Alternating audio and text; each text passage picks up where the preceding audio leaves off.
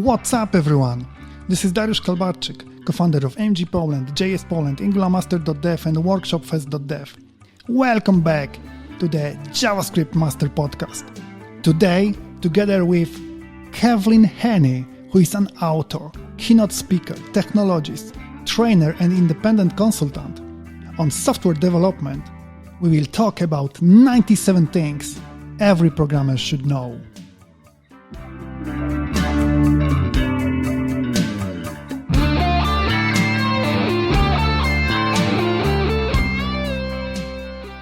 Hi, Kevlin. How are you?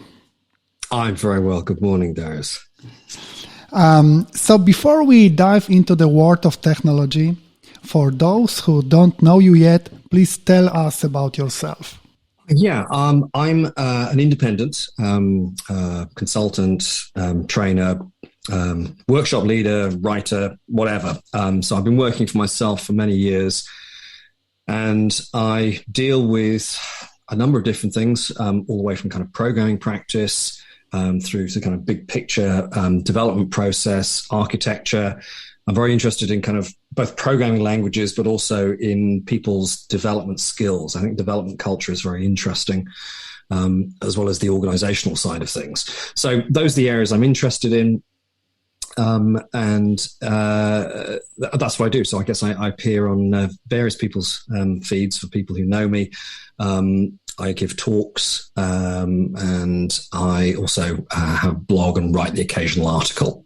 How did you start your adventure in programming? Oh, well, yeah, I'm old enough that we used to talk about home computers as opposed to personal computers. And for me, the big break was really, it was a school, I don't know, I was 11, 12, something like that. And we had some kit computers. Those were very popular in the early 80s, late 70s.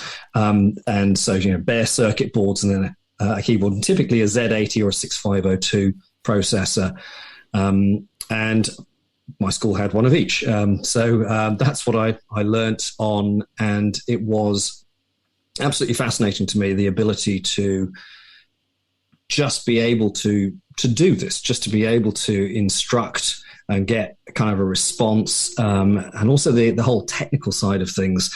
I think it was fascinating because there's nothing like anything that I had encountered. Although I was familiar with, as many children are, the ideas of big engineering, people talk about trains and spaceships and all the rest of it. This was something else. So that was absolutely fascinating to me. And quite literally the whole code side of things was fascinating to me. So, but I never considered it as a possibility for a career until I actually left university. I just thought it was a useful thing to do, and it was a fun thing to do. You are an author and co-author of many books. What changed in your life after the publication of your first book? Oh, that's a very interesting question. For me, by the time I got round to writing books, I'd already been a columnist for a number of magazines. I'd already been published a number of times, and I'd written a number of papers. And so there was a kind of idea of, having a book would be helpful. And I was never quite sure where that would come from. And there were a couple of books I ended up not writing. But the ones that I did end up writing, I realized that it was very helpful to me to be able to just point to it. It was very much a case of like, oh, you're asking a question about that. There's a whole book on this. I could finally point to one location, rather than half a dozen articles or go and look at this website. And so it was just being able to say, here is this thing. And from another point of view, I mean, it's the patents books that I wrote are not kind of big sellers. They weren't intended to be, but they play a role which I thought was interesting. It was first mentioned to me by Martin Fowler, and he was talking particularly about his book, Analysis Patterns. Now, Martin Fowler is very well known these days, and has written a variety of books, but it was his first book, Analysis Patterns, which he was talking about in conversation. And he said, it's like a big business card. That's actually one of the main values that it has. It's not actually whether or not people read it. One of the things we learn is that people generally don't read these things. It's that you can point to it, and that has a certain attraction for some people. They go, right, yeah, he authored that, as opposed to he just writes blog posts. So I think there was a little bit of a transformation there. But from a personal point of view, what happened after publication of my first book? A slight sense of relief. It was quite a long. There was a lot of work that went into that one, and the one that immediately came after. Tell us about O'Reilly's book series, 97 Things Every Architect Programmer Should Know. Is this content somehow timeless? Yeah, this is a really good question, because the book series started off 2008, 2009, started off by Richard Monson Hafel, the 97 Things series. And then there were basically a few books, 97 Things Every Programmer Should Know being one of them. The first book was 97 Things Every Software Architect Should Know. And there was also 97 Things Every Project Manager Should Know. And then we kind of hit a recession and a slowdown in the economy and all kinds of stuff. And nothing much happened, and O'Reilly didn't want to pursue that. And then recently, in the last 4 or 5 years, they got back into it. And I co-edited a 97 Things Every Java Programmer Should Know. But there's a whole load of other ones. I've lost count of how many there are. And there is a question there about how timeless are these? How timeless is the Software Architect book? I contributed a couple of pieces to that. How timeless is the 97 Things Every Programmer Should Know book? But with some of these, there's a more obvious time stamp. How timeless is 97 Things Every Java Programmer Should Know? Because clearly Java is a language that is moving. It's not stationary. And on the whole, I would say I refer back to 97 Things Every Programmer Should Know, which was published in 2010. I actually still can refer back to it. I quote the pieces that are in it made by the contributors, and so that listeners understand, these are books made by contribution. My role is the editor. I kind of steer it and navigate it. But the contributions that people make, I still find those relevant. I still find myself quoting from them because the pieces are short. That means that I can easily quote something and it delivers a message that is still relevant now when we talk about things like testing, when we talk about things like version control, when we talk about things like the style of collaboration that we have in a team. Those have not changed. The syntax and some of the statements made about various languages or architectures has moved.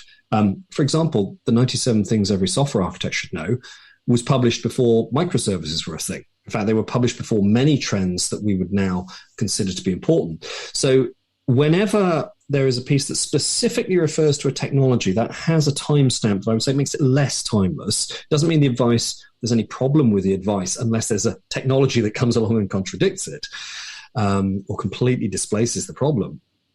But where these talk about people and principles, they are incredibly stable. So I would say, interestingly enough, that the 97 Things Every Java Programmer Should Know book, it has half of its content is not really about Java and is probably the more timeless content. Whereas the stuff that is about Java or is about microservices or is about technology specifics is likely to date very rapidly. And when we look at it from, say, 2025, we'll go, this is a good book, but it feels a little dated. The programmer book, interestingly, seems to be the most timeless of the ones that I've got on my shelf. And I'm not just saying that because I edited it. It's because I have looked at them and I find myself referring back to it. I think there's a lot of stuff in there that I think people will find continues to be useful throughout the 2020s. The topic of today's podcast is 97 Things Every Programmer Should Know. I know 97 is a lot, but let's focus on some most important, most exciting, most useful things every programmer should know in your opinion. So let's start with bugs and fixes. This topic affects everyone. Yes, indeed. Yes. I think when it comes to, there are a number of interesting things when it comes to bugs and fixes. The first thing is we have to be tolerant of our humanity. In other words, we're not perfect. There will be bugs. we're not going to be in a position, except for tiny fragments of code, we're not going to be in a position to be able to eliminate bugs. So we should recognize that up front. And so our goal is not bug elimination, it is reduction. Elimination sounds like 100% of bugs have gone. There are no bugs left. So we should be tolerant of the fact that we make mistakes. We make mistakes for many different reasons. We have misunderstandings.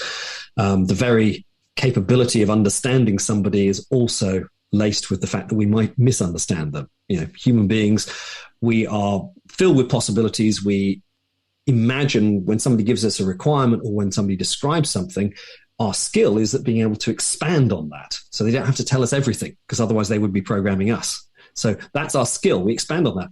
But we also expand imperfectly. So some of our bugs are misunderstandings about requirements, misunderstanding about how an architecture works, but also we have moments of distraction and flow, and we make mistakes. That less than should have been a greater than, that kind of thing. The and should have been an or, all of these little things. So first of all, we should give ourselves a little bit of space, but at the same time, we should also say, yeah, but bugs are a problem. They are a problem. We need to find them and fix them. But we also need to work out how to do less of them. We can't necessarily eliminate them, but do less of them. Because a bug is unpredictable. We don't know that it's there, and we don't know how long it's going to take to fix it. It could be 5 minutes, it could be 5 hours, it could be 5 days, it could be, as I know a couple of people have experienced, 5 months. And nobody put that in a plan. Nobody had that idea. So they have this high variability that is toxic to any kind of delivery process and is dangerous. It's a huge, in one sense, it's a huge waste of time. And of course, we can't get rid of all of them, but what we can do is reduce the probability that they happen. So that's one thing. What is it that we can do that makes the probability of a bug less, reduces that? The other thing, when we fix it, we need to recognize that there is a lesson to be learned there, that sometimes when people fix things, they are looking at just fixing the bug as it appears, rather than taking a step back and realizing this bug can teach me something. It can teach me something about how we work. It can teach me about something technical that myself or my colleagues did not know. It can teach me about the time pressures or the priorities of my organization. It can teach me that this bug might not be alone. We might have other examples of exactly this hidden in the code base. And just because they have not yet been discovered does not mean that they are not there. So one of the things you want to do is learn from that and say, well, hang on, where else could this have occurred? Instead of surprising ourselves in future, what can we do? So there's a kind of a learning idea and an improvement idea. We should, on the one hand, be kind to ourselves and recognize that we can have bugs. At the same time, we should also guide ourselves and say, you know what, I'd rather not have this bug again. I don't want to spend my time hunting this down. That's not what I'm here for. Oh, maybe it is. Maybe that is your job role. But for many people, when they look at a bug, it's a thing that gets in the way of their work. But because of that, they sometimes say, right, I'm just going to get it done and be done with it, rather than looking at the broader implications. What is there we can learn, and does this happen elsewhere? How do I stop it happening again? The next topic is build and deployment process. Should I deploy early and often? Yeah, this is a really interesting one, because there is this one came up in the 97 Things Every Programmer Should Know. And as I said, that was published in 2010. Published in 2020 was 97 Things Every Java Programmer Should Know. And what is interesting is some of the recommendations don't change. They're written by different people and they're saying the same things. But we have another decade under our belts. The tools have changed. The acceptability of certain ideas has changed. The one that when we talk about learning, as I've just been talking about learning from the point of view of bugs, let's talk about it more broadly. Learning is a feedback process. And this idea of deploying early and often is very attractive from that point of view, that if I am always building to deploy, that means I'm always in a state of readiness. and we don't have we're trying to reduce the overhead of when somebody says, well, can we deploy now? No, we need to, do whatever it is. We need to write tests. We need to write documentation. We need to do code reviews. We need to system test as well as the unit test. There's all of these obstacles. Oh, we need to send it to QA who's in a separate building, in a separate country, in a separate time zone, and is in a separate company. Whatever it is, we're trying to eliminate or reduce these obstacles because there is a feedback cycle. I would like to know sooner rather than later if the feature I'm working on is effective or not. Does it work? If it was a performance tuning, is that effective? Does it make a difference? And you're not going to get that by waiting 6 months. And the idea of delaying release is problematic. So but for many people, they are still in a situation where they go, oh, we can't release early and often. And that in itself is an education, because what you do is you learn what's going on there. So a team I visited many years ago, I asked them, they said, how often do you release? And I think it was once every 3 months. Now, that's not a good figure or a bad figure until you have a context. And the context is that they were delivering basically a website. Now, once every 3 months for a website is quite slow. So once every 3 months, that's quite slow. So I said, what would it take for you to do it once a week? Now, that's just offered as a question. And they kind of looked at me in horror as this was the most insane thing that anybody had ever said. We can't do that. It's as if I'd insulted their grandmother or something. It's just, they were shocked and outraged. Because when we scratch the surface, it's about assumptions. They become comfortable in that, but then we start learning more things about how they develop. Well, why is it that you can't do that? So even without trying to actually do it, you can ask the question, what is it that's preventing you?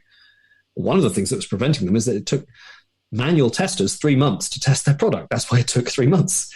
So that tells you, that's where the bottleneck is. I wonder what we can do about that. So it invites this improvement. Same conversation with a company that did it every 2 weeks. As I had this about 2 years ago. Oh no, there's a pandemic 3 years ago.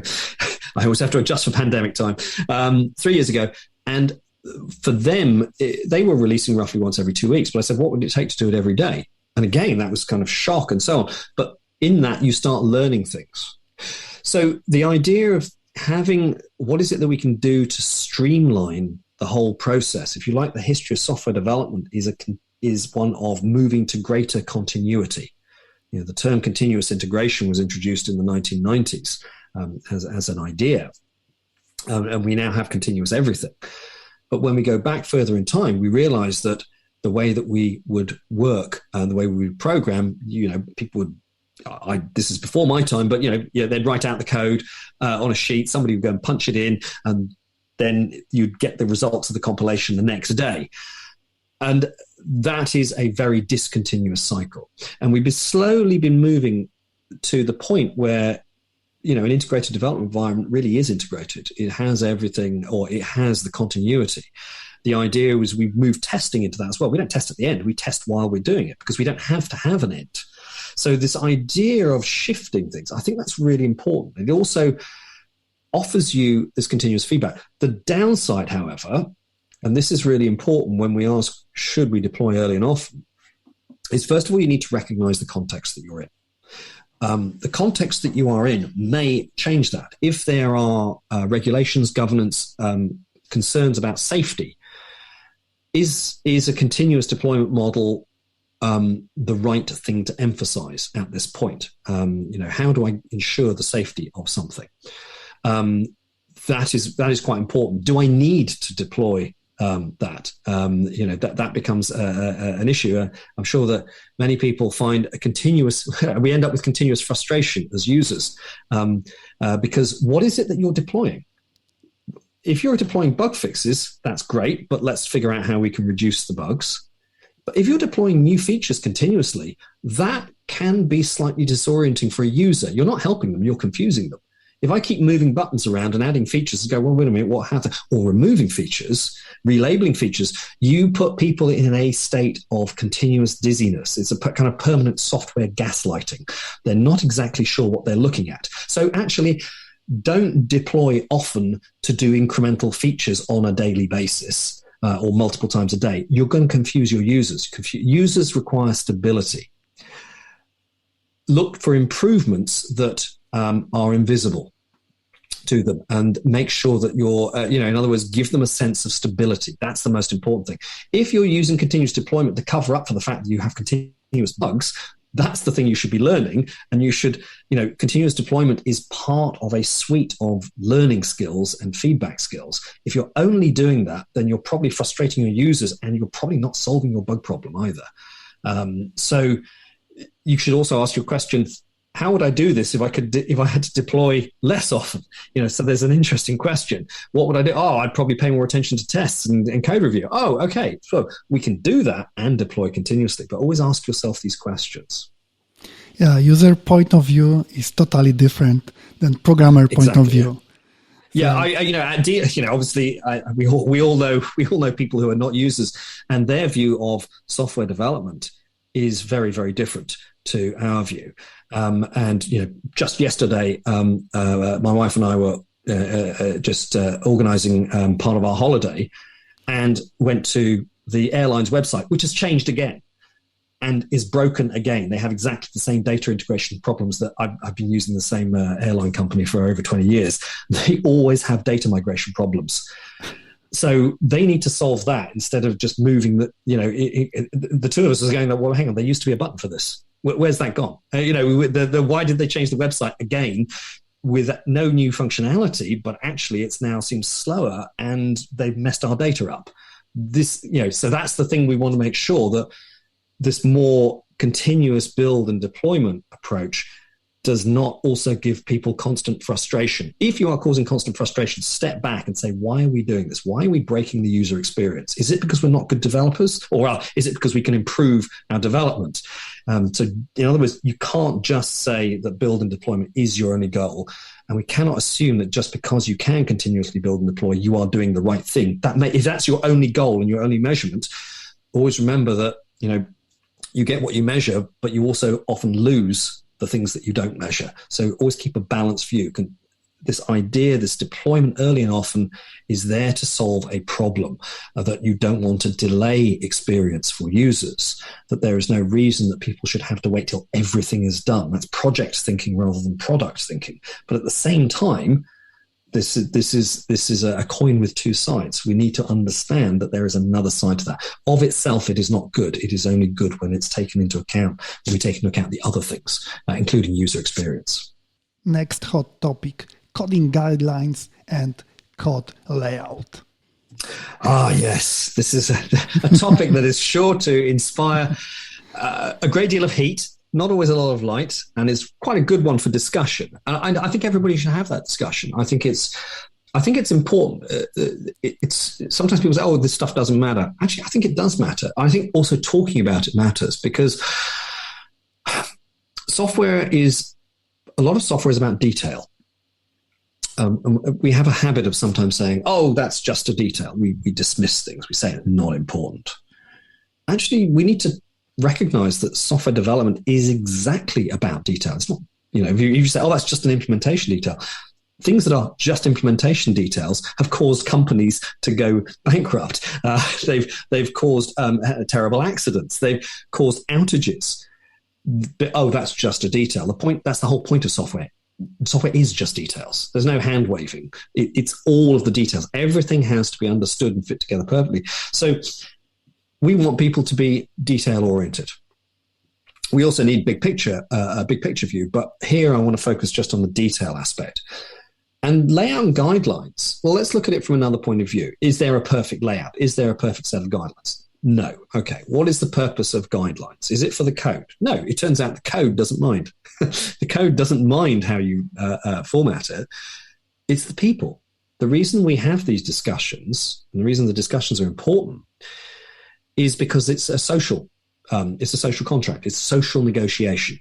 It's a discussion about what we're going to choose as our conventions. Programming languages allow so many possibilities. You don't want all of those degrees of freedom present in a single code base. Just because you can doesn't mean you should, because at the same time, somebody else has to understand it. And what you may recognize is, although you may have a particular curly bracket convention, a particular indentation convention, most software development is a social activity. What we're actually doing is, some of it's for ourselves, but some of it's for our colleagues. And there is this idea of, okay, consistency is easier to read. In fact, the way that our brain works, the way that our vision works, is we value consistency. When things are consistent, it means that we can skip over them. We can get a sense of the whole, of the complexity. Large code bases are large. We're not going to understand every single line. But when I land in a function that is not known to me, I don't want to be decoding the code. I want the familiar things to look familiar. I want just the little things that should be laid out. The consistency of naming conventions, the consistency of structure, that when I look at something and it looks like a set of callbacks, that actually is the set of callbacks that looks familiar to me from another piece of code. That familiarity, we want to capitalize on that. We want to build on that so that things that do the same thing look the same. And that also allows us to notice the things that are different. And immediately go, wait a minute, there's something wrong here. There's a line here that, looks out of place. What's going on? Why are we calling this function here? So there is a smoothness to that. It's not, we're not doing it for its own sake. We're doing it because it's kind of easy to read. If you imagine picking up, anything that you have to read, whether it's a book, whether you're looking at an article online, if it's inconsistently laid out, then that's frustrating. It's annoying. You're burning calories that aren't really about whatever it is about. If you're reading a story, you don't want to be sitting there worrying about the processing of the text. You want to get into the story. You want to find yourself in the flow. So the point there is, this stuff is important, but not sometimes for the reason that people think it is. It's important because it helps us as people, first of all, understand what we're looking at, but also to understand that we've made an agreement with our colleagues. Now, that also has another interesting consequence, is that when it comes to coding guidelines need to be living. They can't just be, as I've found in one company, these coding guidelines, really nicely laid out. And then I started noticing, the language has moved on in recent years. These feel like, the guy who wrote the guidelines, he left like 3 years ago. It's like, these guidelines are dead. They're not living. They're not about us. They're about a point in time, and they're only about one person. So coding guidelines they're supposed to be living. They're supposed to be an agreement and an ongoing discussion, and they should reflect our learning. And that's an important thing, because often people say, I looked at the coding guidelines online, we've downloaded it. That's great, but that's not the coding guidelines you're going to use. That may be a starting point, but probably half of it's not relevant to you. We've never had this problem, or we don't use those frameworks that it's talking about. And half of what you need is missing. You have a specific set of problems and a specific set of patterns that locally you use in your architecture. So actually, this coding guideline isn't about us. You need to make it about us. So that's why I reckon there is an importance there, and that consistency, that we can automate it. But also, sometimes people don't like the automation of layout. I think it goes both ways. You automate a layout means it's no longer a problem, and everybody can write in their own style. There's value in that, but there's also value in the opposite, which is when you are working with something, you are more engaged in it. So if you work towards that consistency, then you find that that's going to be easier to kind of tune in. So I don't mind whichever way, as long as people are doing it consciously and understanding we have made a decision about this, but also you're prepared to change it. I think that's quite an important thing. Sometimes people say, that's just the coding guidelines. It's like, well, you can change that. Oh no, we can't. That's laid down in stone. Somebody brought the coding guidelines down from a mountain, and they were chiseled. If that's what you're doing, then you have a problem. If what you're doing is somebody says, that violates our coding guidelines, but I've seen a few examples here where this is actually a good practice, not a bad practice. And I'm beginning to think we need to change our code guidelines to allow a particular approach, or to be more loose, to change our mind, maybe even say the opposite. If you've got that, then you've got a good, healthy set of guidelines. Next step, design principles and coding techniques. Yeah. So there's a constant quest. People are always after principles. I'm not really. When it comes to design principles, I only ever kind of talk about them in a kind of very general sense. Low coupling, high cohesion type stuff. But people tend to find that there is value, and I think it's important to understand where the value that these might apply. In fact, I think most principles that are principles are not principles, if you like. I think most of them are patterns. In other words, they are context specific, whereas we have the idea that a principle is somehow timeless and universal. And let me pick an example, one that's in the book, the dry principle, don't repeat yourself. That although we call it a principle, and there's a very good reason. I mean, I've seen code bases that are just based on copy and paste. What's your architectural principle? Oh, we use copy and paste. I mean, nobody would ever say that, but I've seen the code bases that look like that. And we recognize that kind of duplication is a problem. But we also see duplication in process. People repeat things rather than automating them. And we might say there is a principle here of don't repeat yourself. But at the same time, this is a principle that is not universal. I kind of call these things like 90 to 95% rules. In other words, the probability is high that, if you're going to duplicate something, you probably shouldn't. But the probability is not 100%. And we tend to talk about principles as if they were always true. And so in the book, there is actually a counterpoint. Another piece by the Don't Repeat Yourselves by Steve Smith, and Udi Dahan did a piece called Beware the Share, where he talks about taking pieces of duplicate code and then refactoring them so they weren't duplicated. And that was a problem, because what he had done is he had created a dependency that did not exist. That two pieces of code that were seemingly similar were normally invited, oh yeah, refactor that, you don't want duplicate logic. And suddenly he put two pieces of independent code. They now had a codependency. And he was really surprised. I thought reuse was a good idea. I thought that we should. That's the important thing. That's the balance to that. That what we're doing when we talk about these things is when people give you principles, take a step back. If somebody gives you a principle, take a step back and say, what's the counterpoint principle? What's the counterbalance? What is the opposite of this that may also be true? Or what is the system of principles that I am dealing with, or the system of ideas and practices? Because they don't come individually; they come in pairs, and that's why we talk about design trade-offs. You trade off one off another, but they balance, and that's when I say a system, because we would like to reduce duplication. You don't want to have the same bugs duplicated. You don't want to have additional effort in changing something and then changing the same thing again somewhere else. You want to reduce that. So we recognize that. But there's also a thing to do with coupling and dependencies, that if you are eliminating duplication, you may be introducing dependencies.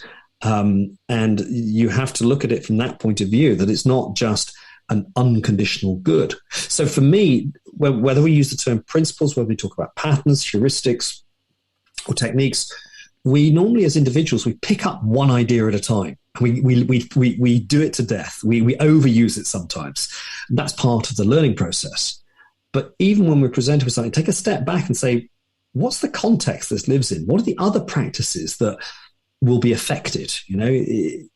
What's the feedback, if you like? So that for me is the value of these. It's not the specific principles. It's the idea that when somebody makes a recommendation or advocates a technique, there's probably something good in there, but take a step back and say, what else is affected by this? Does it enhance something? Is this a technique I already knew but is more specific? Is it a technique I already knew but is actually more general? Is it a technique in competition with something I do? And is that a healthy competition? Is it a kind of trade-off understanding? Or is it actually doing the opposite? And if we try and apply one, it will cause us problems in the code base, because you've got two different developers saying, oh no, but this is good design, and their designs are almost opposite in terms of their structures, and it can't be integrated. They've got two different philosophies of design. So for me, it's more a process of inquiry than I have found the best principles. whenever anybody recommends them, they're giving you an idea. See how that integrates with the other ideas you're familiar with. Yeah, so too many dependencies always create mess. So yeah. Domain thinking, why is it important? So this idea has become more and more acceptable. And in one sense, I don't think we've ever not had it. But now we have it more. People really emphasize this idea of the problem domain. This has been popularized in part by the work of Eric Evans, Domain-Driven Design, which is now pretty much 20 years old. But the DDD community is, it's a much more consolidated community. It has a whole set of practices that go further than the ideas that were in Eric's book. But even before Eric, we see this idea of domain focus. Let us understand the world in which we are trying to build a piece of software, the world in which we are trying to deploy our software. That somebody has a need, what is that need? It's probably not a technical need, although it uses technology. They might not think of it in those terms. They might think in terms of an existing business practice. They might think in terms of other objectives for the organization. But this idea of giving us an anchor, a foot in that world is important. Why? It's not because developers, and sometimes people will say things about developers, it's easy to fall into the trap saying, developers don't really care about the domain, they only care about the technology. Well, developers do care about the technology, but the point is developers are already dealing with the domain. It's called the technical domain. It's the solution domain. It's the structure of that. It's quite complex and it keeps changing. In other words, they already have a domain that they need to worry about. And this is a point, actually, interesting enough, in the preface of 97 Things Every Programmer Should Know, I make a point about really what the challenge of software development is, or one of the greater challenges of software development, is the fact that we are marrying two very different worlds together. It's not that the technology is hard or difficult, or whatever. It can be fun, all the rest of it. And it's because we're taking this, if you like, specified, programmed world, and then bringing it into another world, which doesn't have the same behaviors. The real world is not about compile times and tests and deployment scripts and things like that. The real world is not a programmed thing. When I see an if statement, I know what I'm looking at. When I look at the world, it's not filled with such sharp edges as ifs and whiles and fors. It's not filled with things that are crisply defined classes that are perfect abstractions. That's not the way the world is. So we have two very different kinds of world. One that is very finite and sharp and crisply defined and formal and understood and testable and quite literally reasonable. You can reason about it. And then you have this other world that is filled with, human stuff, which is not as well defined. And we're going to try and bring these two worlds together. So it is easy for developers to get lost in one and neglect the other. And it's very easy when you're always looking from one point of view, which is the technical domain, to forget the language and the concepts that somebody else is talking about. And in many cases, we may find that it helps our solution. So we want consistency. And this is a point that's made in Dan North's piece on code in the language of the domain. Sometimes we make more work for ourselves than is necessary. Sometimes the answer is already there. We're so busy looking at the technical side and the code that if we listened more carefully to what people were talking about with each other and the language that the domain experts or the customers were using, we go, oh, wait a minute. Oh, there's already a word for that. There's already a phrase. They talk about it in this way. I'm doing it like this. I'm thinking of this problem as a problem to do with lists or maps, whereas actually they have a completely different vocabulary. It's to do with governance. And therefore, does this comply to governance? Not am I looking up in a map? So in other words, it sometimes reminds us that the words that we need and the concepts that we need, the abstractions we need, somebody's already done the work for us. We just have to listen a little more carefully. And that gives us better continuity. We look at the code and we don't necessarily see the world, but we see familiar landmarks. We go, oh yeah, I know what this is. And I can use this vocabulary and I can relate the concepts. And I can look at those ifs and whiles and I can go, that's a business process. I can And I can look at other ifs and whiles and go, no, that's a technical thing. That's to do with the back end, and that's nothing to do with business. That's how we handle failure. But at other times, I can look at something and go, no, this is actually business process. And I'm able to have that continuity and communication, if you like. Next question is about errors, error handling, and exceptions. Yeah, so I mentioned errors just then, and it's a very easy thing to kind of fall into the trap of just always thinking in terms of the happy day scenario. When I write a function, then I probably wrote that function in order to be called by another piece of code, and I have clear what the other piece of code wants. The other piece of code doesn't want an error. What it wants is the answer, whatever it was. If it's finding something, if it's processing something, if it's calculating something, that's why we called it. We did not call it in order to get an error. That's not the purpose of calling it. So the primary function, the happy, is what we might think of as the happy day scenario, and we have a natural bias towards that.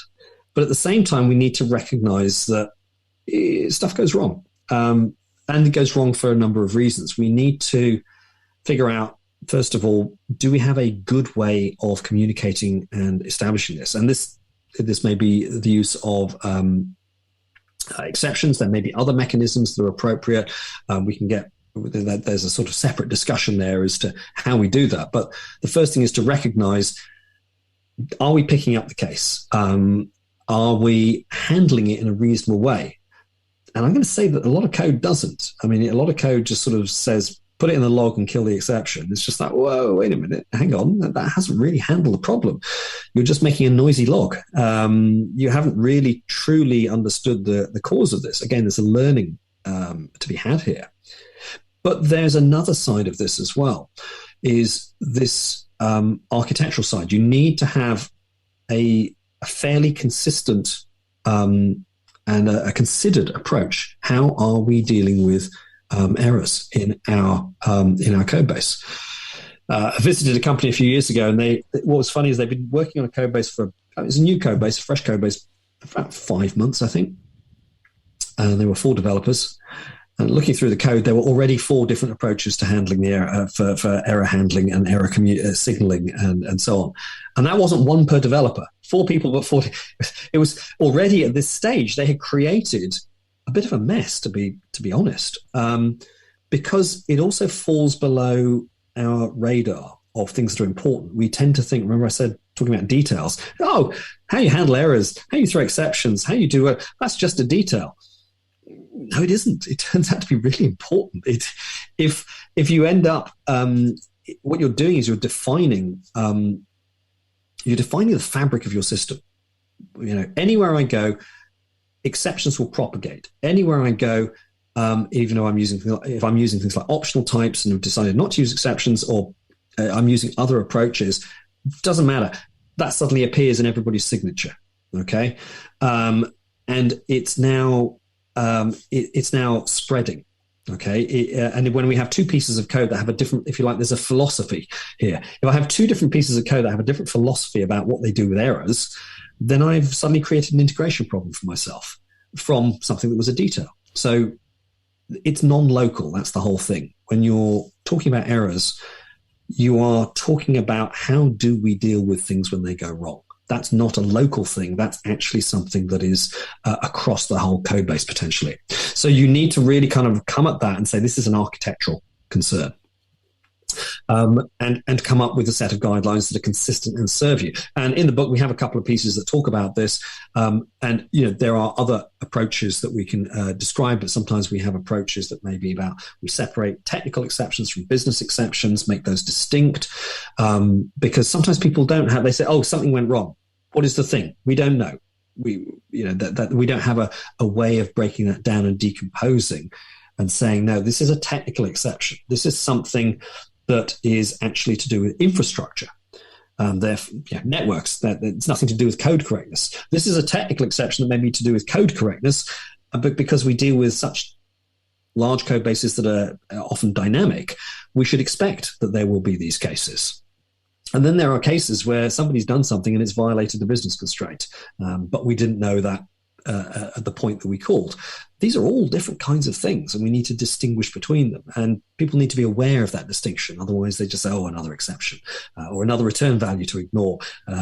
So having a kind of a clear view of that is something I think probably we don't do a good job of. We often teach people mechanisms, but we don't teach people the architectural implications of that. The next topic on our list affects all of us, not just programmers. Learning, skills, and expertise. Yeah, so there is this interesting thought that, and I've made a point a couple of times about learning and the opportunity for learning that we have within our code bases and our errors. Whenever we make a mistake, it's our instinct is to fix it. We should instinct to fix it and move on. What we need to do is learn to slow down and go, wait a minute, there's a learning opportunity here. Why did this happen? And sometimes it tells you something you don't want to hear about maybe something that you do. We also talk about the idea that we live in a fast-moving industry. People often say, "Oh, keeping your skills up to date." I don't actually know what that means because there are which skills are we going to keep up to date? There is a conscious choice here that you're never going to know everything about all of software development. That's not going to happen. So even if we recognize that that's not possible, we have to sort of choose an area. We have to choose an area and say, this is the area that I'm in, and I choose to keep up to date with this. Whereas I choose to, if your expertise is in a particular framework, and that is your employability, or that is the reason that's the thing that gives you the greatest enjoyment, then that is the thing you're going to need to keep up to date in. What about other things? Well, you may recognize you can't spend all of your time doing that. There are other qualities and aspects of your life. And you say, I'm happy to be a tourist in this. I won't keep up to date with this. I will do this as a just in time. Whenever I need to, go back to something, I will recognize that I have not looked at something for a year, and guess what? The world has moved on. And I haven't kept up to date, and that's absolutely fine because I can't keep up to date with everything. You kind of have to almost kind of prioritize for yourself. What are the things that I care to keep up to date with versus what are the things that I'm actually going to be comfortable with saying, you know what, I'm not going to keep up to date with that. That I can't keep up to date with everything. So if you try and keep up to date with everything, you will find that you end up spreading yourself too thin. But also there is this other idea of it's not just about version numbers and frameworks. Your expertise is also in other areas about how you might choose to compose code, how you might choose to write tests. Honestly, the advice I give to people unit testing, I haven't really changed it much in the last decade or so. And I've been teaching test-driven development now and helping teams apply it for about 20 years. Most of my advice is pretty much the same as it was. In fact, I'd say it's better, but it's only better because I've got better at understanding what it is that I'm trying to communicate. And I'd like to think I've got better at that. But curiously enough, it hasn't changed very much depending on the frameworks that I'm using. And those frameworks go through all of their version numbers. And I tell people I'm not expert in all of these, but I can tell you how to think about it. So there's an expertise in thinking as opposed to being just a expertise in I know how this framework works. There's an expertise in but what do I want from that framework? Being able to articulate, describe what it is that I want from that piece of code, what it is I want from this framework, the ability to have those more subtle pieces of expertise. I think that's a really important area. So we have the obvious up-to-date stuff, but then there's the not so obvious stuff that you have to kind of focus on. And then there's the stuff that you need to just say, you know what, that's great, but I can't know everything. Well said. Next thing is performance, optimization, and representation. It's never too early to think about that. That's very true. Yeah, it's an interesting one because we have a difficult relationship when it comes to questions of optimization. When I say difficult relationship, is that sometimes we can be accused of micro optimizations. because again, developers get drawn into the detail. And sometimes when you learn about the cost of a method call, you might go, oh, you need to really deal with this, or the cost of a particular lookup. You concentrate all of that, your effort on that, and you forget all the other stuff. We can't become absorbed in that detail. I've had it many times where developers say, we don't do, I said, oh, why do you pass this? Actually, a case in point, relatively recently, somebody was passing lots of simple integer arguments. And I said, well, what, these form a natural object. Why aren't you creating an object there? Oh, well, because it costs time to create an object. And I said, well, that's certainly true, but it also costs time to pass these integers. And, you're allocating an object from the heap. Certainly that takes time. You're going to involve the garbage collector at some point. Of course, that takes time. The question is, what is it? What's the context of this piece of code? It's now harder to understand because you've broken up, you've now got a long argument list. These values are related to one another. There's a thingness, and we have a word for thing, object. We're not doing good data abstraction here. And I said, what's the context of this? Oh, it's handling a request across the web. And it's just like, wait a minute, you're worried about what is actually probably about a nanosecond or two, and you're talking about handling a web request. Speed of light across the web is incredibly slow by comparison with the scale of what we're dealing with. You are dealing with milliseconds to seconds, and now you're telling me you're doing a practice that makes the code harder to understand because of a nanosecond change that you probably couldn't even measure. So that's one side of the optimization story, is that sometimes people obsess about the wrong thing. You sometimes see this, it's every community has it, doesn't matter if it's JavaScript or C++, but sometimes people get a little bit carried away and say, oh, well, the JIT does this, and take a step back. What's the code that makes the most sense at this point? What's the code? What about the representation issues? Don't worry about, am I passing an object or not? Are you doing a linear lookup in a million items, or do you have a dictionary or map that allows you to do this in a shorter time? That's an abstraction choice that not only simplifies the code, it also makes it faster in all cases. So I can actually advocate that just based on simplicity. But there's another point here of, okay, if we are saying don't worry about optimization, when do we worry about it? Well, I'm saying don't worry about it. We should worry about it always, but to understand the context. The context. Where is this present? Do I have evidence that this is going to be a problem? Do we know that this is going to be a problem? But the thing we need to watch out for is that a lot of the advice that people give on optimization is like, oh, don't do it. Do it at the end. Do optimization at the end. Yeah, there's a problem with that. There always has been, but it's now really obvious what the problem is. Products don't have an end. Well, they do. When you retire a product, that's the end. That's a really bad time to optimize it. Yeah. Oh, we've just taken this product out of, we've just kind of like removed it. No customers are using it. Now we're going to optimize it. That's the end of that product. What people are thinking of is projects. And they say, oh, we'll do optimization at the end of the project. That was never a good idea, by the way. But it's really a bad idea when you have a product life cycle. So when we talk about performance tuning, always be performance tuning. If you have a sprint cycle to your development, then that's what should be part of your sprint cycle, is awareness of your performance. Watch out for your little micro optimization habits and look out for the big stuff. Are your micro optimization habits, one, are they actually causing any benefit and performance? Probably not. Two, are they causing disadvantages to development? Probably yes.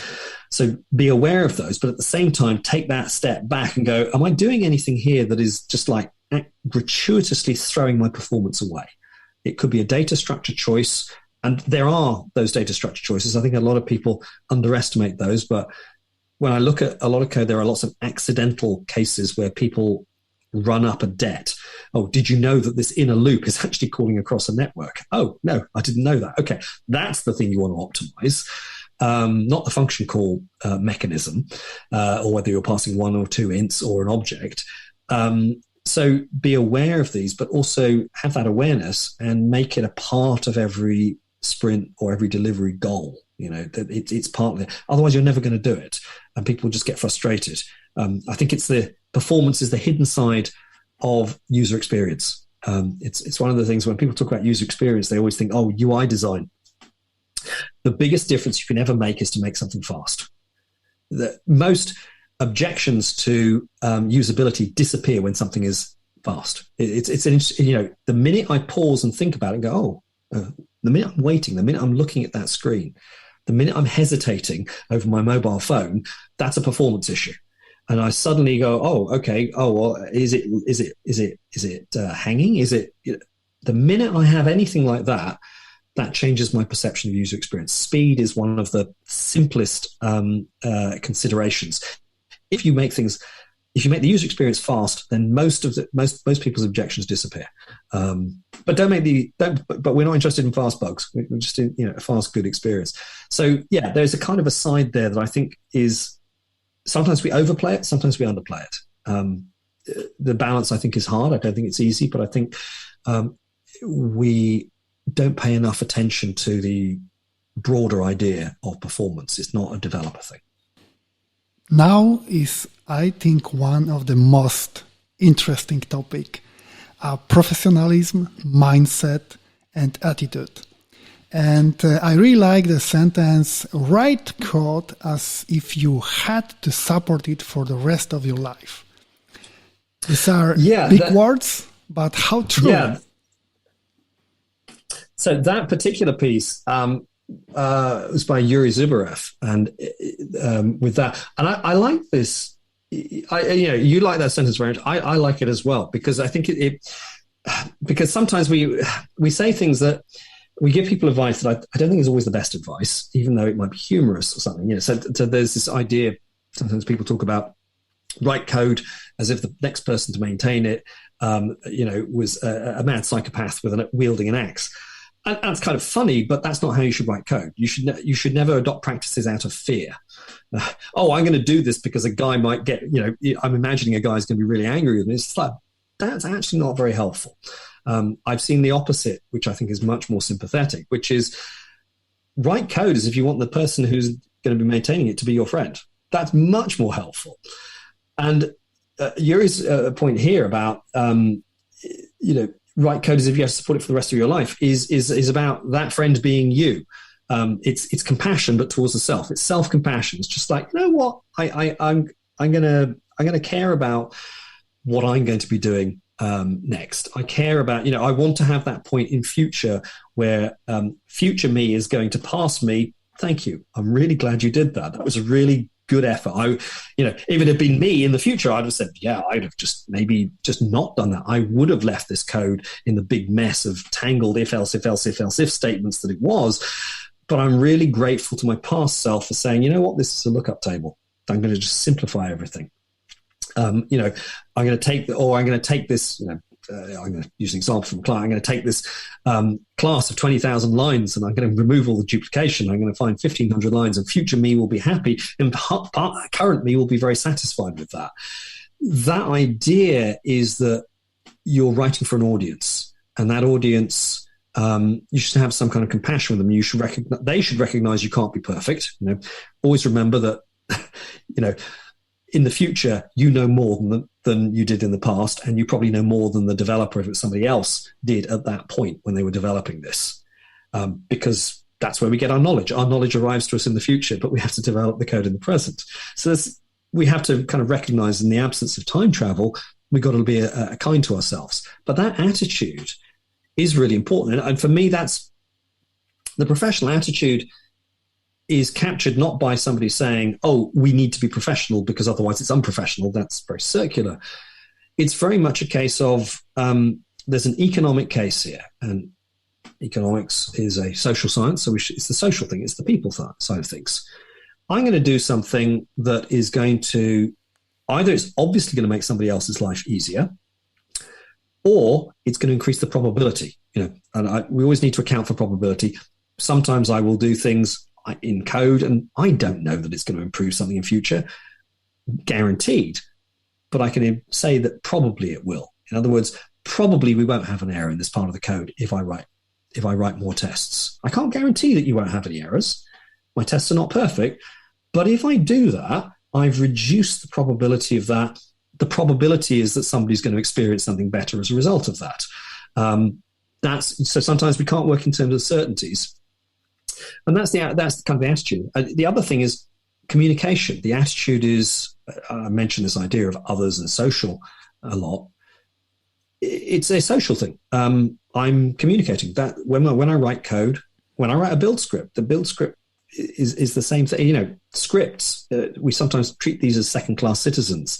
Give them the same love and attention and discussion that you give the rest of your code. Likewise, your tests. Your tests are not second-class citizens. They're not just there to test the thing. They're expressions of intent. You're testing. You're not just checking that something works. You're trying to communicate to somebody, this is what I believe it works means. Let me show you how this code works, or my understanding of it.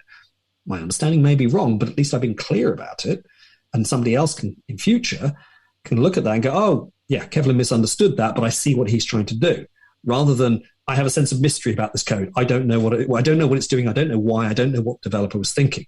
It becomes a detective story, whereas we want it to become much more a more direct piece of communication. For me, that's the attitude. It's that we want to adopt when we're talking about the code itself. And all these other things it's a case of, I would rather not delay the work. If I've tried to promise somebody some work, or we as a team have kind of promised somebody, often we'll meet that. Sometimes we won't. The question is whatever is preventing us from delivering, was that avoidable? Can we learn from that? Can we change that so that in future we tell a different story? This, you see, ties into the learning side of things. It's a really cool. So for me, that's where the professionalism stuff comes from. It's very much about this kind of, I guess, compassion, but also understanding of the role of others. We have a couple of pieces in 97 Things on that. In fact, I remember, if I remember correctly, Aslam Khan did a really nice one, which was Ubuntu coding for your friends. And he's not talking about Ubuntu, the Linux distro. It's this idea of I express myself through others, I become myself through others, and so on. And it's that recognition of it's treat others in a way that makes us a collective good. And that also applies to professionalism. I'm not going to treat the customer as another person who's separate and is the bad person, or my manager who is the bad. We often demonize managers as well. So we need to kind of get out of that habit. It's sometimes fun, but it can be a lazy habit. So that for me is this. How all of this stuff fits together. So in other words, to pick up that sentence, write code as if you have to support it for the rest of your life. It's also, that code is also the test code, but also work with other people as if you had to work with them for the rest of your life. That is also true. And I think that's where we're going to get a much more effective professional attitude from. Exactly. So let's talk about refactoring now and code care. Yeah, it's interesting because this obviously does follow on very nicely from this. And there is, so refactoring, what's often overlooked, I think, is for many people, refactoring is a kind of a shortcut key. Do a rename or extract a method and stuff like that. I think it's very easy to forget that refactoring is actually a design discipline. That the purpose of refactoring is, it's not just about tidying up bad code. So there's lots of different attitudes. One is refactoring is just a shortcut key. Another is refactoring is about tidying up code. And then the architectural one is, refactoring, you have to have refactoring sprints to deal with technical debt. All of these have a certain degree of truth, but they're only kind of biting and nibbling around the edge. Refactoring is a design practice. It is the recognition that I don't know how effective a piece of code is, or an approach to code is, until I've done it. So it's all code is, if you like, it's a hypothesis. And I'm going to write the code, I'm going to write the classes, and then we're going to work with them for a few months, and then we're going to say, you know what, that was a really good design, or this design is really difficult to extend, or it's very error prone. there's lots of complexity here. I keep getting confused by the callbacks within the callbacks within the callbacks. And it's not that it doesn't do the functional things that I want it. It's just kind of complex as a developer. Or more importantly, the world has changed. Your if statement that had, four ifs, or your switch statement that had 4 cases, you've now got 100 cases. You know what? That's not what if statements and switch statements are good at. They're not good at that kind of thing. They're good at the small stuff. Does that mean that the choice to use an if or a switch was wrong? No. It just means that the world has changed, that we now have a different problem. Our code has grown in a direction we perhaps hadn't anticipated, and that's fine. So refactoring is this idea of it's reactive design as opposed to proactive design. We are going to react to the world and the code as we now know it, and therefore we need the tools. That's where the tools come in, and that's also where but not every refactoring is automatable or automated. It is a proper design practice. So for me, developers should be spending most of their time refactoring, which is kind of a shock because a lot of people think, I just do a little refactor. There's a kind of approach, a friend of mine's really been kind of looking at Rolly Pereira, refactoring-driven development, where the idea is most of what you do is when you add a new feature is most of the time you spend refactoring. And then you move the code into such a position that actually adding the feature is trivial. It's a small piece of work. Instead of, and he said, pretty much he worked that out of 30 commits, he said roughly 1 is the feature drop. The others are moving everything into a position where when you actually add the feature, it's trivial. It's just, there's almost like there's no work. And from his point of view, that means he's working with tests in a very different way. He's looking to change he's not taking a TDD approach. He's looking at this idea, I'm going to work with the tests that I've got, and I'm going to refactor against those. And those tests may be kind of approval tests or integration or higher level tests. But it's this idea of I'm constantly changing the code. He says not to change the functionality, but to understand how I'm shaping it so that when I want to drop that functionality in, at the end of the day or just before lunch, then there's almost no work. Move yourself into a position where there's minimum effort to actually make that change. So that is a very different philosophy to the one that many people take, and one I would encourage people to explore. But it's a reminder that refactoring is this idea. It's about softness, the softness of software. We kind of forget that software is supposed to be soft sometimes. Sometimes it seems incredibly hard, incredibly resistant. But that's the whole point. Refactoring is the code hygiene, but it's not just about cleaning the code. It's about actually reshaping it to understand it and to find the right paradigm for expression. And you're constantly interacting it. You're keeping it soft. It tells you about the goodness of your tests, and it tells you about other things. It's also, again, a social thing. Constantly discussing, what about this possibility? What about that? And then actually adding the features is very little effort. So that point is that there is a continuous care we want to pay to the code, because the code is where we express the functionality. If we don't manage that and don't control that, then we are, we're not being compassionate in the way that we to ourselves or our colleagues, either now or in future, in the way that we had hoped we would be.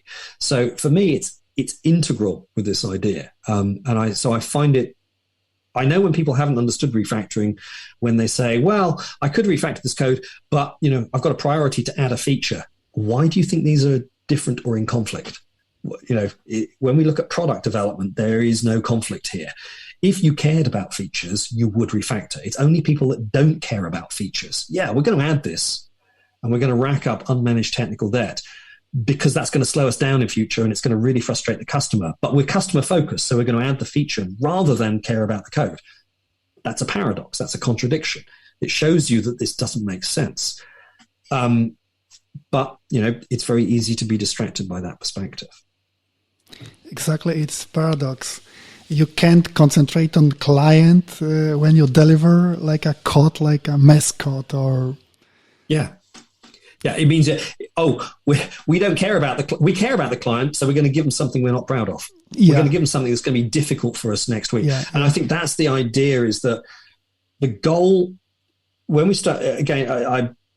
alluded to this earlier when I talked about project versus product development and project management versus product. These are very different. In software, we've ended up using the language of projects. And it turns out this was a mistake. And, you go into an IDE, what do you create? A project. We talk about project management. It turns out, is completely the wrong language. Most of what we do is not projects, it's products. And products, the goal of a product is not to meet a deadline. Products are filled with many deadlines. The goal is not the deadline that's coming up.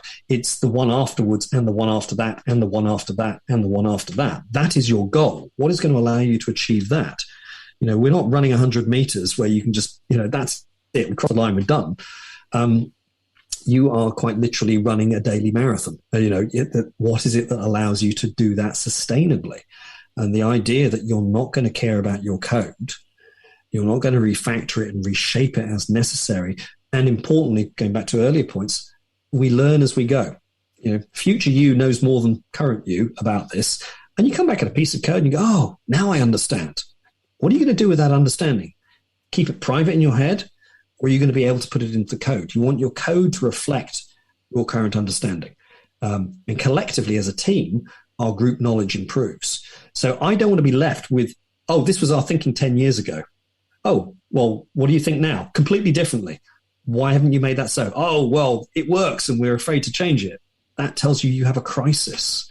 Whereas learning is about, this is our current thinking. You're looking at this code and our thinking is no more than a few months out of date. That's what you want. This should be a reflection of how we understand what we're building and how we're building it. After refactoring and code care, we have next step, reuse versus repetitions. Yeah, so we kind of touched on this a little bit earlier. There's a balance here, and that reuse is sometimes we shouldn't focus on things being reusable. In fact, this is something that that was in the first 97 Things book, 97 Things Every Software Architect Should Know. It's a piece that I put in where I talked about simplicity before generality, use before reuse. Often people will say, oh, I'm going to create a reusable thing. The first thing you should ask about is it usable? Don't worry about reusable until it is usable. This is one of the problems that sometimes companies fall into, and they say, oh, yeah, we have a reuse initiative. We're going to create reusable code. And then you look at those reuse initiatives a few months or a few years later, and you realize nobody's using them. They were designed to be reusable. No, that until it's used, it can't be reused. In fact, there is an old saying in the Unix porting community: there is no such thing as portable code, only code that has been ported.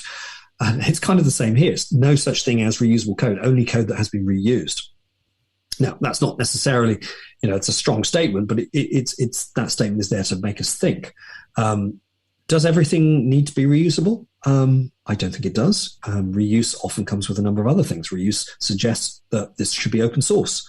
It suggests a level of documentation that may not be appropriate at the level that we're focusing on for our problems. If we make every single trivial class reusable, then that might be too heavyweight. That's also a maintenance burden on us as well. This is a kind of classic example of over-engineering. And we may also find that it's actually not usable in practice. So the first thing is create things that are usable, and follow other simple practices. The idea is keep it simple, manage your dependencies, don't put features in that you don't need, make sure that it's tested, all this kind of stuff. If you go through all of that, there is a much better chance that the thing that you have created will be reusable than if you had said as your original goal, I'm going to create reusable things. Just follow all these other practices and then consider whether something's reusable. So although not mentioned in the book, there is an example from one of my clients where they actually did a much better job of reuse than many other companies that I've seen. And what they did is they simply said, we will follow all of those practices, and then we have a reuse library. But our reuse library has like an entry condition. So, and what I mean by an entry condition is you can't just write a piece of code and put it in the reuse library. Your piece of code has to meet certain criteria. And they said this piece of code has to meet the following conditions. It must be tested, it must be reviewed, it must have been in production, and it must be at least, I can't remember, 9 months old. I think it was 6 or 9 months old. In other words, you can't write something for the reuse library. You write something for the application, and then you make it fit all of these other things. And at that point, it becomes a possibility to be reused. But nothing before that is considered. So there's a kind of a bar that you have to meet. And that's a much more healthy way of trying to understand the role and purpose of that code. But the other point about repetition is valuable. Sometimes for learning. That's again the playoff with don't repeat yourself. We want to reduce copy and paste within the same code base, but we may find that we copy and paste across different code bases because we use seeds to start off a new project, and we may then later refactor out commonality if there's still enough commonality. That's another possibility, but it's a conscious decision.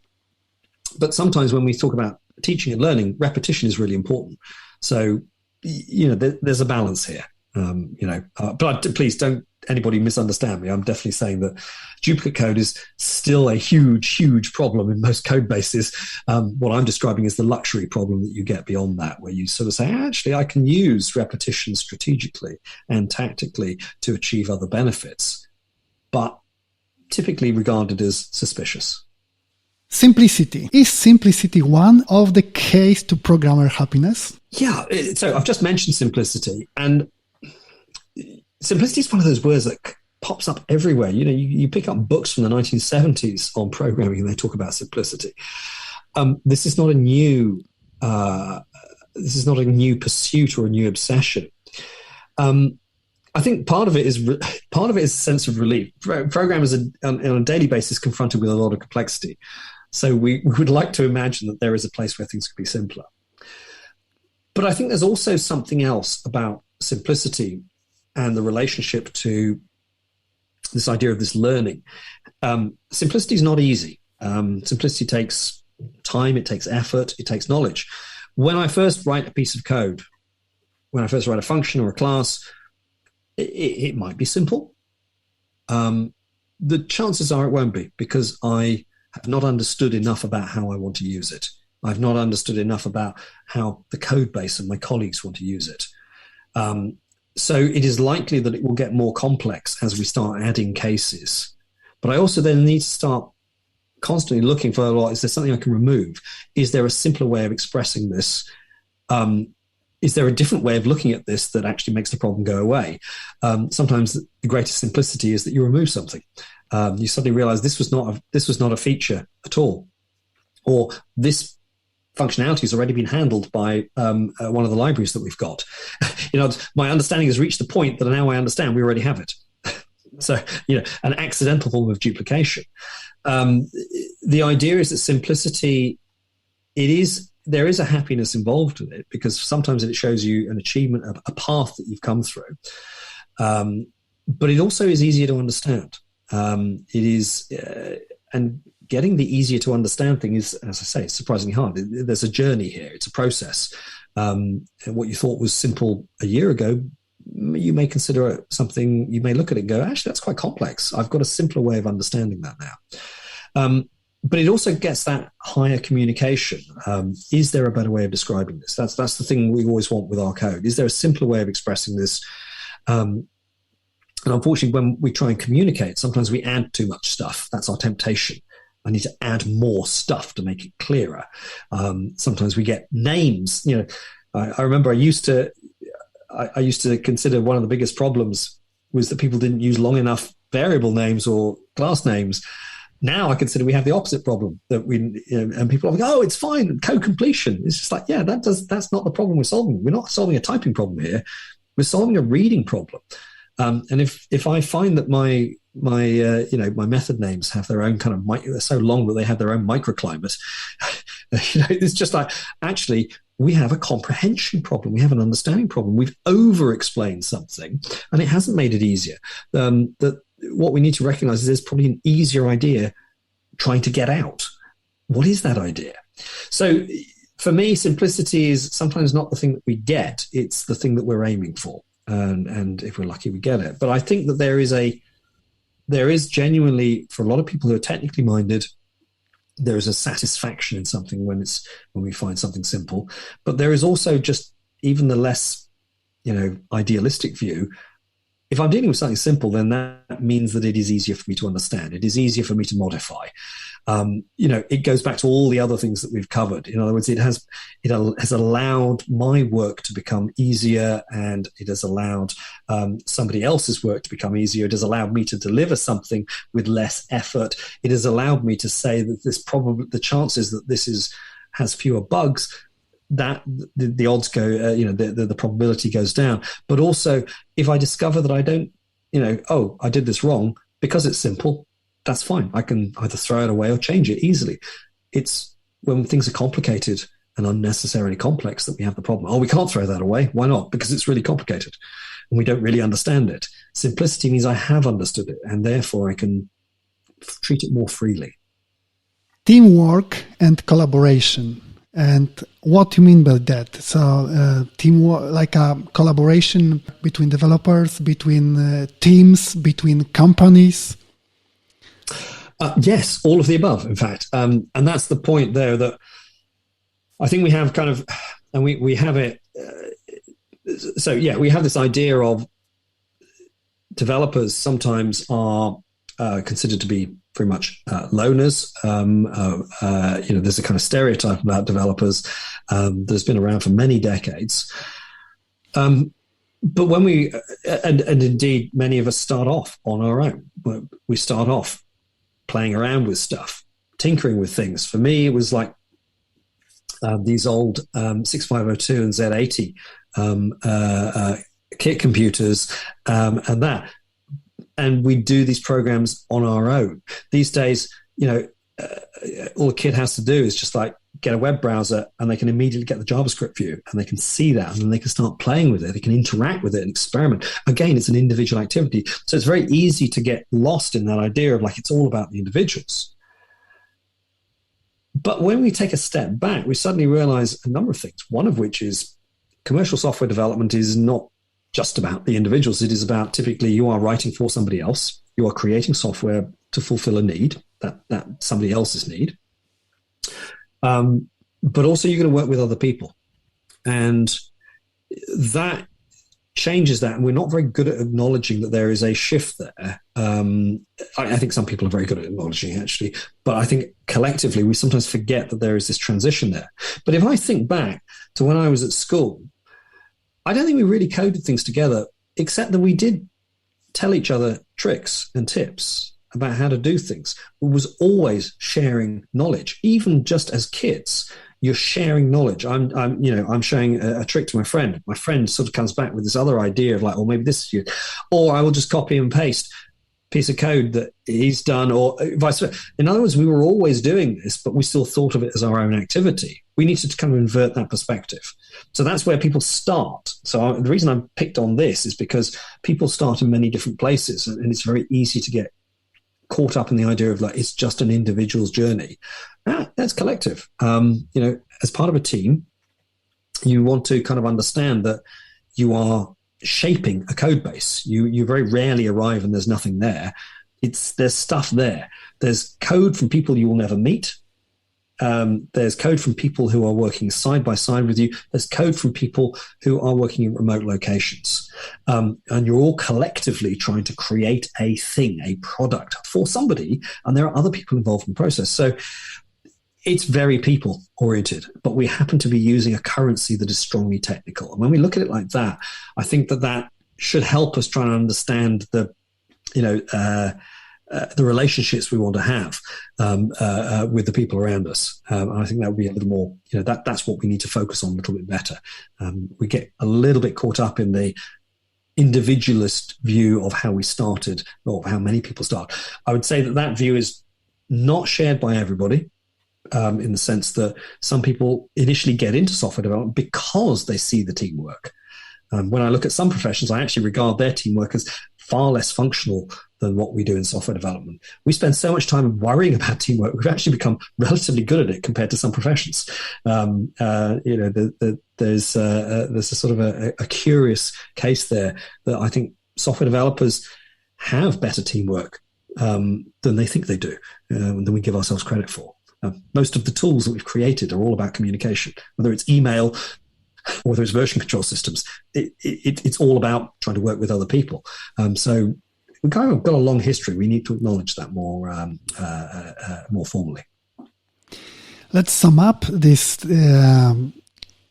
few very important things with tests, testing, and testers. Yeah. So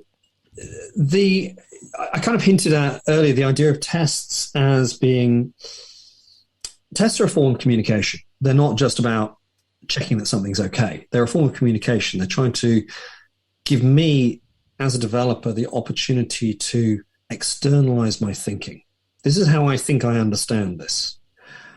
But also if I'm working with somebody else and we're both writing the test together, the tests become a record of our conversation or our shared understanding. Oh, and by the way, they also test the code. We should look at it like that. There's a value here. That tests have a very particular value that is often overlooked. It's not just about the defects. There is something that is about design. There is something that is about social. There's something about the product perspective as opposed to the project perspective. There's better continuity. And so therefore, I think testing is one of those things that we should not, and our temptation sometimes is, and people still do this, they say, oh, right, I'm a developer, not a tester. No, you are a tester. There's no such thing as development without testing. It's not like it's something separate. It's not there's development and there is testing, and you are not, because you're a developer, you write code. It's a one-way act. Code comes out of you and onto the screen, but you don't test it. No, you are always a tester. The question is not whether or not you're a tester, but the way in which you're a tester. How do you express that? Do you test performance? Do you write tests formally? When I say formally, I mean as in a formal notation. Do you program these so you can come back to them later? Or are you just doing continual manual testing at the system level? So you're always a tester. The question is how much you recognize that and aim to improve that. But when we talk about testers, I kind of wish I kind of wish we didn't use the term tester for people that do system testing. I kind of wish we used the term system tester, because it makes it sound like they're the only. When we use the word tester, it makes it sound like they're the only people responsible for testing. It's just like that's the conception that we've got to get away from.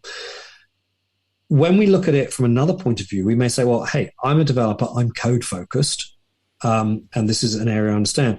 The idea is that somebody who tests the system as a whole may not be a developer. They take a different perspective. As a developer, I am code-centric and I am in the code. I understand the code. I work with this programming language. I understand the architecture. A system tester has a different perspective. Their job is to look at the system, the software as a whole. What is the experience of somebody who is a customer? What is the experience of somebody who sees the software but not the code, as it were? They see the product but not the internal structure of it. And that relates to requirements. It relates to user experience. It's a very different perspective. It's complementary. They are also testing. So I don't think they are just testers. I think the word tester has misled us into this kind of unnecessary role specialization. They have a particular responsibility that is to take a different point of view and to have a different knowledge set to somebody who is code focused, who sees the world in terms of functions and callbacks and classes and objects. So I want a different perspective because that shows me something I would not see at my point of view. And therefore, there is a complementary perspective. And of course, we have a point that is made in the book about, working with system testers, that they are not a separate thing. They are part of the software development team, but they take a different perspective, perhaps one that you can't, as a developer, take. And that's part of the whole, So that I think is really important. This idea of where we do have role specialization, it's because of differentiation of something that we can't easily get ourselves, or would be too exhausting for us to get. As I said earlier, you can't know everything. You can't have expertise in everything. So perhaps I need somebody else to take some of that and to give me a different point of view. What advice would you give to people who are starting their career in the software world today? And what for those who are old-timers? Okay. The really simplest piece of advice is get some sleep. Make sure you are well rested. It is really easy, but so I made an assumption here. It's not necessarily a true assumption. Anybody starting their career is not necessarily starting it as somebody who's young. I know a lot of people who switched into software late. But if you find yourself, you are in your 20s, you tend to work harder and longer and all the rest of it. And it's really easy to get caught in a trap. Try not to get caught in that trap. Try to recognize that your goal here is again, it's learning, but also enjoyment. It's very easy to take a thing that we enjoy. Many people go into programming because they enjoy the programming, and somehow that joy is taken away from them. And I'd say this is the advice I'd also give to people who are old-timers. It's really easy to have that joy taken away. Isn't it? What you have to do is every now and then take a step back and go, isn't it really cool? In software development, we can create something from nothing. Quite literally, this is magic. You are creating, we are able to take a description. That's what we're doing. We are describing in a high level of formal detail. We are able to turn a description into something that glues the world together. That, it isn't that, every now and then take a step back and go, hey, this is really quite cool what we're doing.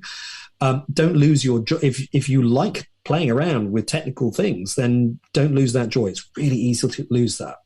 So you need to find that, because that normally gets lost. And sometimes it depends on company culture a little bit, company environment, but that's very easy to get lost in the fact that these days we work with, we talked about continuous deployment earlier on.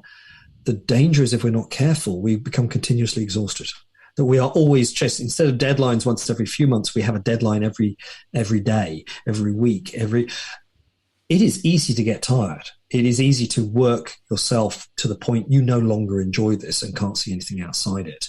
It is easy to get obsessed by, I've got to keep up with the latest version of this, or to get lost in some, we have so many different programming communities that exist online, and there's a great amount of knowledge and joy to be had in those, but it's also easy to get lost, so that those just take over your life if you're not careful. And I say a lot of this from personal experience, but also having stepped back, but also having seen other people go through the cycle. You've got to try and find the balance. And it is very easy to become an old timer who is jaded and actually wants to have nothing to do with software development anymore, because you just say, well, yeah, I like the coding, but then there's all this other stuff and there's politics and all the rest of it. All organizations have this. It's very easy to forget why you were doing it. Some people do it just as a job, and they're good, and that's great. But if you never went into it because you just said, I'm going to do this for the money or for a particular period of time, if you did it because there's something in it that you genuinely enjoyed, try not to lose sight of that. It is very easy to lose. Last question. 2 books you would recommend to our listeners, one technical and one non-technical. Okay, I'm going to start with the technical one. So I've just recently got Dave Farley's Modern Software Engineering. Now, I haven't finished reading it, so I'm going to recommend a book that I have not finished reading. So please, take that on board. However, I've known Dave a number of years, and I've seen a number of his talks, read a number of his pieces, and we got him to also contribute, I think, 3 pieces to 97 Things Every Java Programmer Should Know. And I love Dave's thinking. He is incredibly clear. His work's been incredibly influential on a lot of people. But more importantly, it's for a good reason.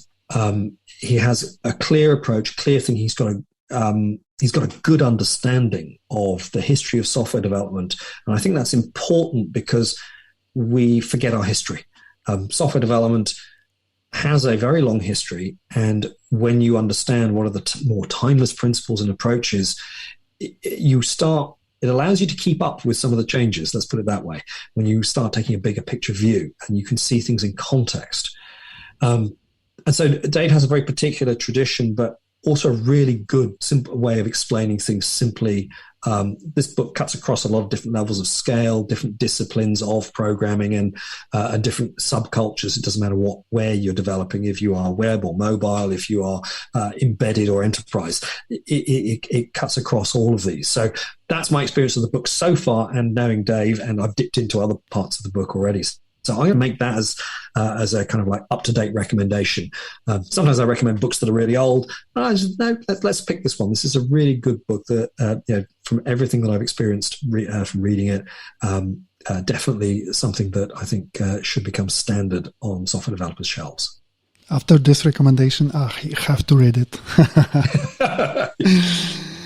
Yeah. And non-technical book. Okay. Well, this is kind of technical. It's a book that I finished reading. It's a graphic novel, actually. Logicomics. Logicomix.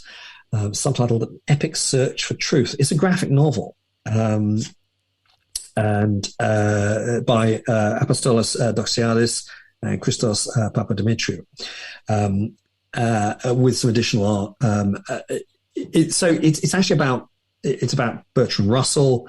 It's about kind of the quest for completeness in mathematics. But it's also a worldview as how we saw the world at the end of the 19th century and the beginning of the 20th century.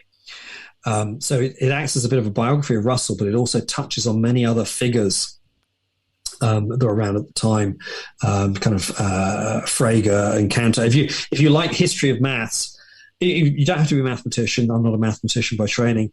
There's a lot of stuff here about logic and the quest. This is quite literally the search for truth and completeness, and Gödel's incompleteness theorem, how that plays into all of this. And it's just a really nice graphic novel. Most people, when it comes to graphic novels, I often have other recommendations, like The Sandman and stuff like that. But actually, I'm going to pick on this. It's a really nice crossover. It is, it's a little bit fiction in places, but it's historically grounded, and it makes sense of both people and the stuff that we do in code quite nicely. But yeah, I've had that on my. The guilty thing is I had that on my bookshelf for about 10 years, but earlier this year I just decided, it's about April, I said, no, you know what, I'm going to finally read this. I was going through trying to clear out some books, and I thought, this is a book I've wanted to read. I wish that I'd read it 10 years ago, but I'm glad that at least I did get around to reading this, and I don't have the problem that in 10 years time I go, I wish I read this 20 years ago. So yeah, that's it's well worth a read. Thank you so much. It was a great discussion with a lot of valuable information. Thank you so much. Thank you very much for inviting me, Darius.